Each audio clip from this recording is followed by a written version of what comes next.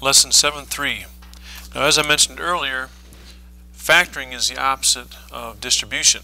So let's take for a second a question where it says x plus 2, a binomial, times x minus 3, another binomial. We said that we would solve this, or actually expand this, or distribute this by using the FOIL method. So if I did this, I'd get first times first.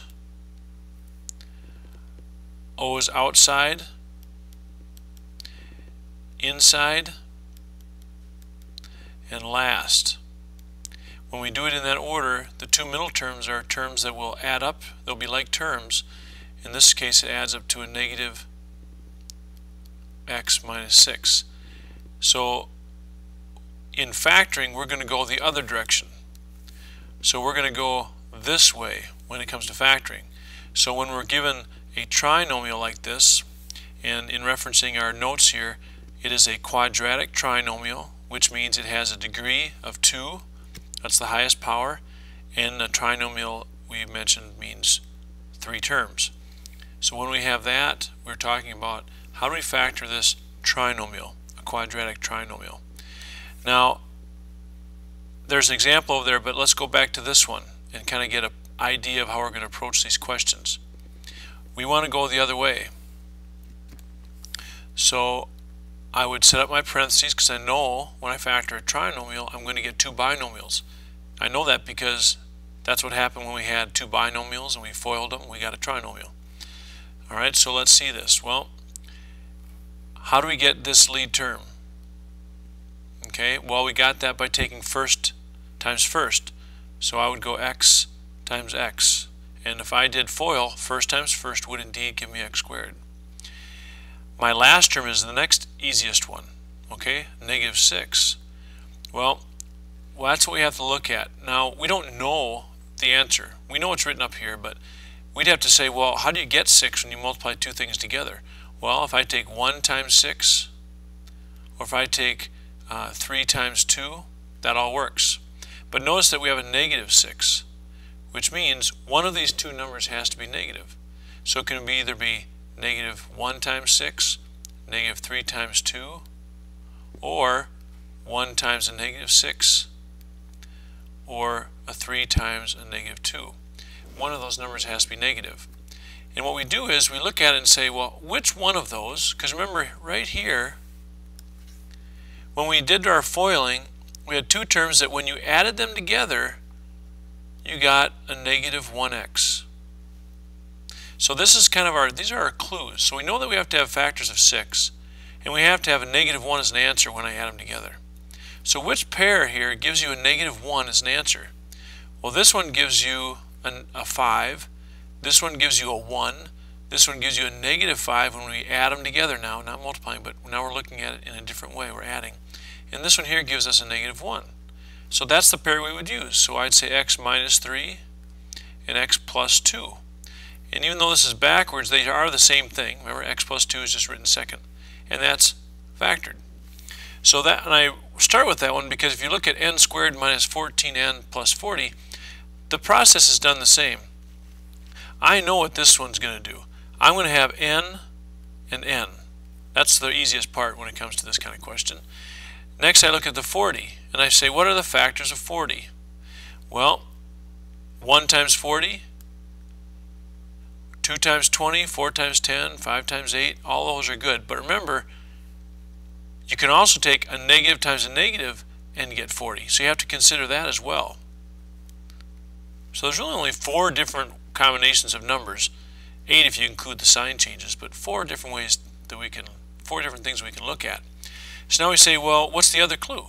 Well, you have to end up with negative 14. So which pair adds up to negative 14?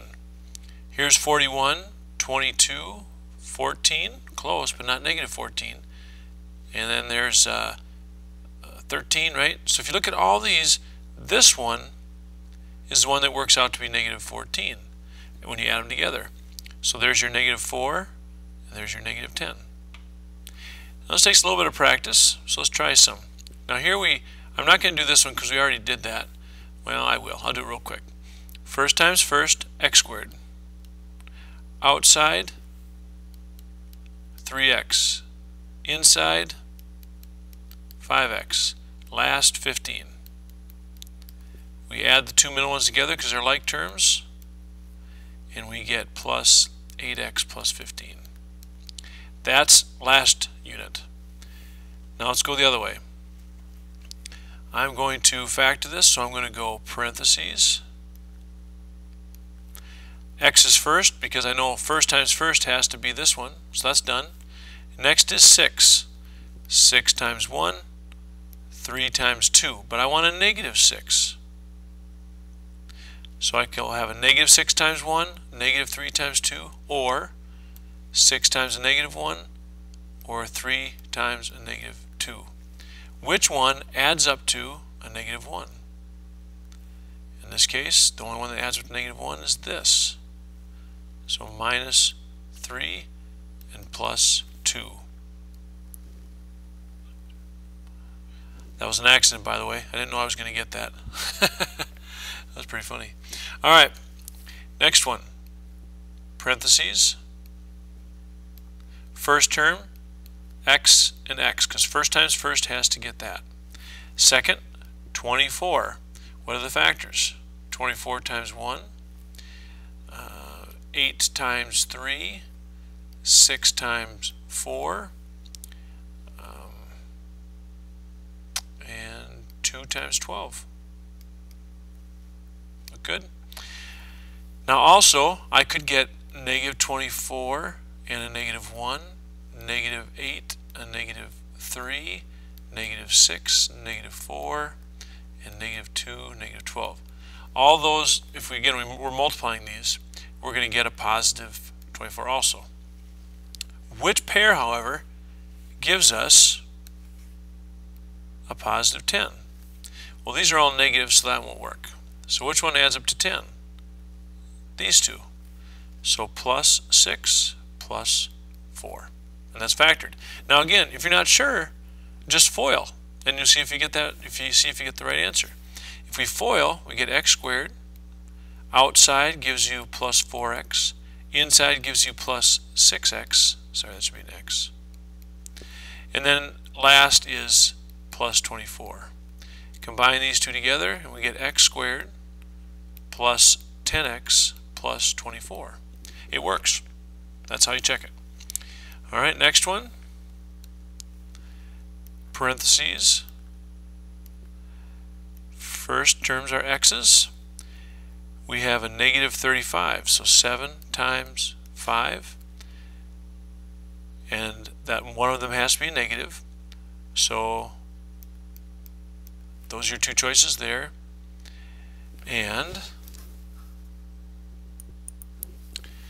we'd look at, we look at factors. Well, when we look at this, we say, well, negative 7 times 5, 7 times negative 5. There are no other factors besides 35 and 1. Sometimes that is possible.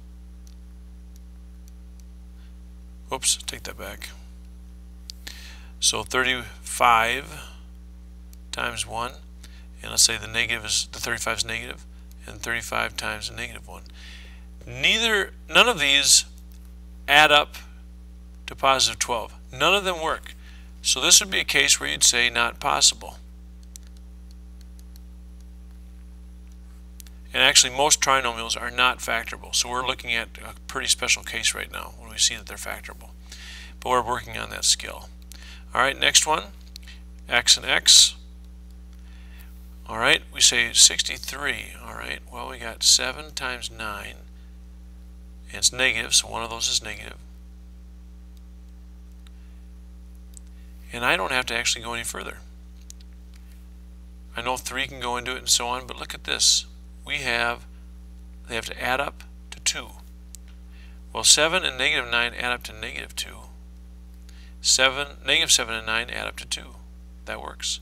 So x minus 7, x plus 9. All right, last one. X times x will give us x squared, taken care of. Factors of 8. 8 times 1, 4 times 2, or 8, negative 8 times a negative 1, or and negative 4 times a negative 2. All four give us positive 8. Which one has a sum of negative 3? Well, 8 and 1, 4 and 2, we have a sum here of 9, 6, negative 9, negative 6. Again, not possible. And this ends lesson 7.3.